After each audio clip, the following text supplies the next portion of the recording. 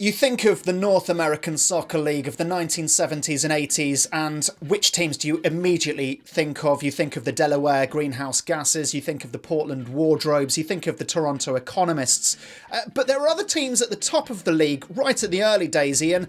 Columbus Rumpus, of course, Charlotte Harlots, but you couldn't look past, in the early days of the league, the Nebraska Whodunits. Well, fans of the Michigan Computers would beg to differ. And I would say the Oklahoma Hung Parliaments are one of the great unsung teams of that era. The Washington Window Cleaners ran all of those teams you've just mentioned very close. The Honolulu Hairdos, they played some stunning stuff without winning any silverware. And the Houston Problems, of course, they were never going to make things easy for any of those teams. The financial might of these clubs in the early days was not to be sniffed at. They could approach the top talent in the world. Pelé, of course, playing for the Jacksonville Jism. He then moved mid-season to the New Orleans Trouser Presses. But Eusebio really took the league by the scruff of the neck in his three-team dynasty with the Arkansas Accountants, the Colorado Gardeners, and the Philadelphia Flat Earthers. Yep, and then shortly after that, I think it was about 2 years after that, Bobby Moore lit the league up with his stint at the Phoenix Pheasant Whisperers. Of course, moving on to the LA Earmuffs with a brief testimonial match where he scored all four in a 2-2 draw for the Pittsburgh Pumpkins. The league then changed hands, really, didn't it, with an influx of new clubs: San Diego Disappointment, Las Vegas Deregulation, the Harvard Howdy Doodies, you had the Dallas Snatch. These four teams really tussled against each other, but they had their own local rivalries too, Ian. Yeah, the Detroit Roof Racks built up a very strong local rivalry with the Minnesota Muppets. The financial fair play came in to effect, which affected Peter Beers' transfer to Maryland Mitochondria, which meant he had to stay at the Fort Worth Virgin Berth, where he was never happy. He made no secret of that. The Chicago Ships in the Night made life very difficult for the arbitrators in their tussle with the Vermont Lipsticks. Many Dutch players, of course, set sail over to America to play in this newfound league. Johan Nieskin spent some time at the Sonora Sit-Downs. He also played for the Harrisburg Napkins. Wasn't happy there, of course. He found, you think of Nieskins and you think of the St. Petersburg Flannels. Well, I do anyway.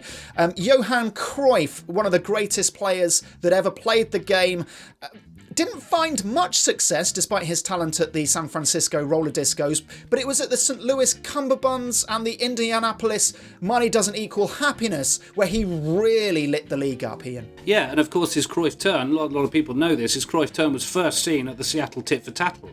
He had amazing games against the Kentucky Orphans and the Memphis Emphasis, where he turned defences inside out. It seemed a different team won it every year. You had the Baltimore Prisoners of War winning it in 1971, the Rochester Speech Therapists, the Milwaukee Talkies, who can forget the Florida Runfasts and the Albuquerque Turkeys. These teams, they traded league positions as if it was confetti, Ian, until there was a real period of dominance, and who else to talk about the mid-70s and that period of dominance? The Kansas City Camping Stoves. Yes, that's absolutely true, but let's not forget the strong second place finishes by a lot of teams in those years you've just mentioned.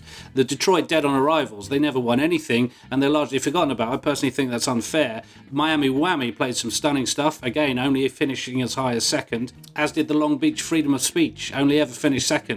The Tampa Grandpas had much success in the Cup. You look at a book of tactics of the era and who's on page one? The Mesquite Lovely Boys. They revolutionised the game of indoor soccer. You had your copycats, of course, like the Ohio Wipeouts, Sacramento Jazz Trumpets. Yeah, lots of defensive midfield innovations there, which were copied by the Illinois Nuisance Callers. The New Jersey Divorcees, Ian, They were the shortest formed club in the league, lasting only 3 months. Yeah, it's a sad story of just chronic mismanagement. The Tallahassee Haile Selassie weren't much better. They fared for only 4 months.